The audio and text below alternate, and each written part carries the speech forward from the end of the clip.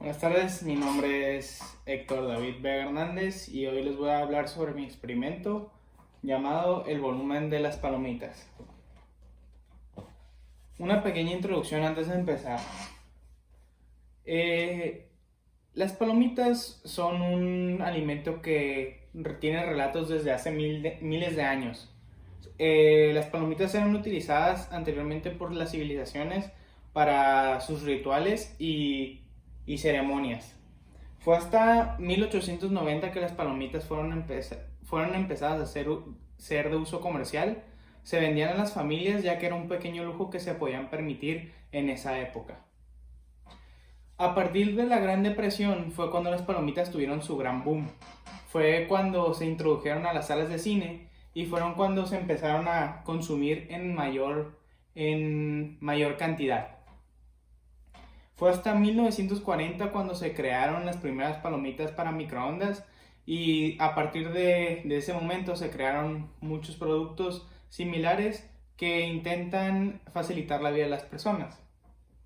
Pero ¿cómo funcionan las palomitas? Las palomitas son pequeños granos que conservan una alta humedad dentro de ellas. Poseen una corteza muy gruesa, entonces cuando la temperatura alcanza una temperatura mayor de 100 Celsius, la humedad del interior de la palomita se convierte en vapor y eso genera una gran presión dentro de la palomita hasta que esta palomita explota y forma esa nube cuando choca el oxígeno o el aire con la palomita, se crea una espuma y es lo que se forma como la nube que todos conocemos. Este proyecto o experimento tiene como objetivo facilitar la vida de todas las personas, ya que es un alimento que es consumido diariamente por muchísimas personas en el mundo. La hipótesis a probar. La hipótesis a probar en este experimento es que al aumentar el tiempo de cocción en las palomitas se verá un mayor volumen. La metodología. En nuestro experimento identificamos tres tipos de variables. Identifiqué tres tipos de variables. Número uno, las variables controladas, que fueron la temperatura, el microondas, la frecuencia, la cantidad de palomitas y pues la marca. La variable independiente fue el tiempo de cocción, fue con lo que yo estuve jugando para conseguir diferentes resultados. Y la variable dependiente fue el volumen de las palomitas. Metodología y diseño. En este experimento se utilizó un microondas, un temporizador, las palomitas, un recipiente para poner las palomitas que era cuadrado para facilitar la medición y una cinta métrica. ¿Cómo funcionó mi experimento? Fue que tomábamos las palomitas, las sacábamos del empaque y las poníamos en el microondas. Poníamos el tiempo asignado y esperábamos a que se hicieran las palomitas. Una vez se hicieran las palomitas, tomábamos la bolsa, sacábamos cualquier palomita que se hiciera y la poníamos en el contenedor. Una vez puesto en el contenedor cuadrado, se tomaba la cinta métrica y se medía la altura. La base del recipiente era de 12 por 12, entonces solo teníamos que sacar la altura para poder saber el volumen. Mis resultados en la recolección de datos que tuve. Lo que yo identifiqué en mi experimento fue que a mayor tiempo se generaba más volumen, hasta que las palomitas se empezaban a quemar. Una vez las palomitas se empezaban a quemar, las palomitas empezaban a formar formas negras calcinadas y esas hacían que el volumen disminuyera muchísimo porque en igual de estar como que muy dispersas, se comprimían todos en una masa y reducía su volumen. Entre mayor tiempo, sí, siempre hubo una menor cantidad de granos.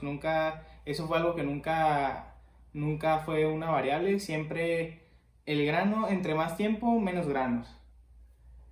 Como el recipiente era muy pequeño, a pesar de ser cuadrado, era muy pequeño, lo que se estuvo haciendo fue que llenábamos el recipiente varias veces y esa altura se sumaba y ya posteriormente se multiplicaba por el área de la base. Entonces así sacamos el volumen necesario. Ahora el análisis de resultados. Nosotros analizamos los resultados y como se puede ver aquí, se formó una gráfica potencial, porque era, era el coeficiente de R cuadrada era más cercano a 1, ya que la lineal fue de 0.81. Esto se debe a que una gráfica lineal es un crecimiento uniforme, siempre está creciendo a la misma cantidad, y en este caso los datos del volumen estuvieron variando siempre, por lo que si podemos ver los puntos están muy dispersos y llega un momento en el que empiezan a disminuir. Es por esto que la gráfica que mejor queda es la potencial, ya que es la que pasa más cerca de todos los puntos. Solo hay 2 puntos por los que queda muy dispersa, pero es por eso que queda como 0.91 y no como un número más alto. Unas conclusiones. El experimento fue un éxito. Se identificó un tiempo necesario para poder crear el mayor volumen de palomitas y me di cuenta que la hipótesis que planteé fue incorrecta.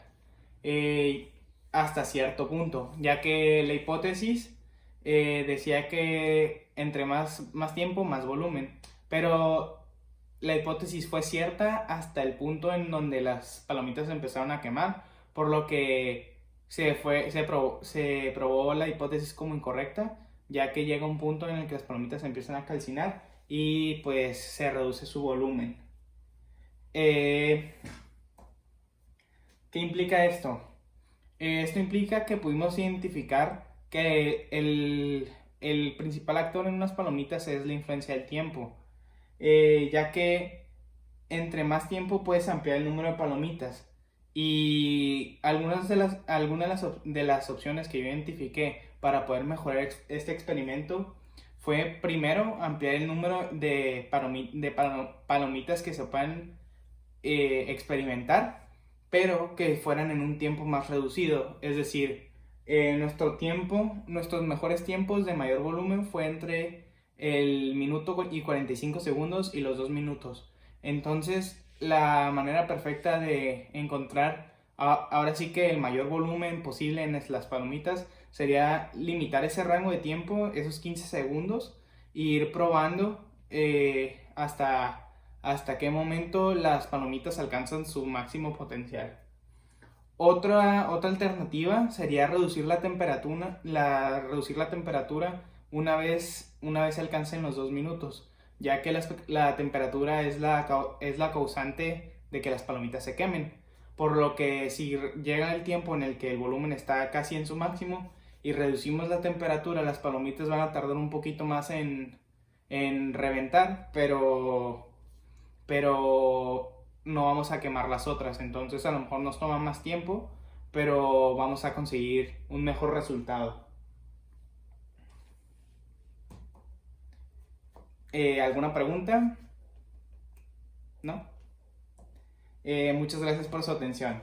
Estas son las bibliografía. Esta es la bibliografía, las fuentes utilizadas. Y estos son los anexos, la liga del video y las fotos del experimento. Muchas gracias.